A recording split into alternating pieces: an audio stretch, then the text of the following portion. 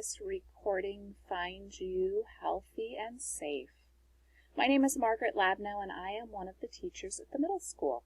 I just wanted to take a couple of minutes and share with you a program that you can use to present a lesson online.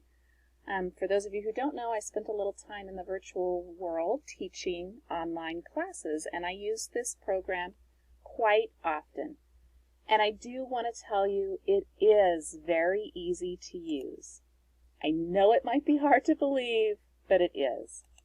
So the program is from a website called Screencast-o-Matic. You would start at the website and create your free account. You can use your Google login to create your account.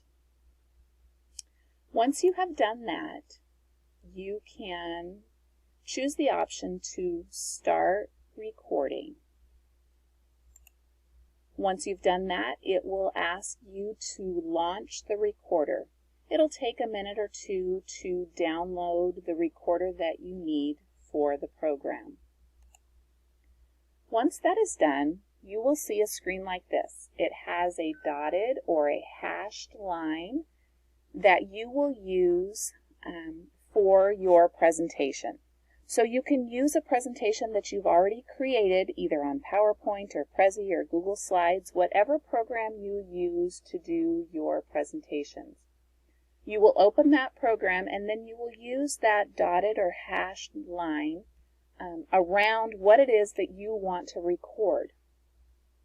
So for example, for this presentation, I have my dotted line just around my Google Slides, so that is all that is being recorded, not my full screen.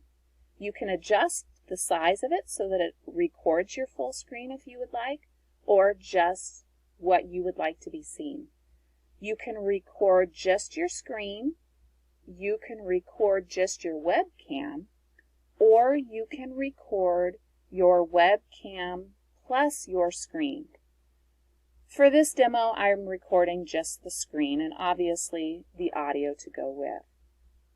Once you have that set up, you will hit the record in the bottom left-hand corner.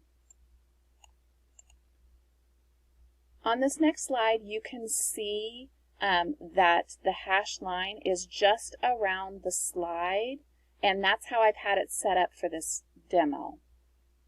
Once you're finished, you'll hit done, and then it'll give you a couple of different options. You can save the file, or you can create a link.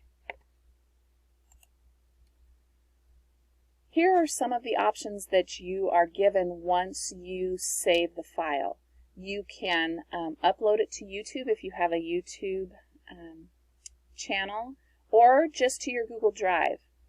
Once you've uploaded it or created the link, you can then post it on Canvas or in Google Classroom, whichever platform you are using for your class. This is a very easy program to use. If you would like more information, or if you are using it and you have questions, please feel free to reach out to me. I would be happy to help. All right, thanks everyone. Stay safe.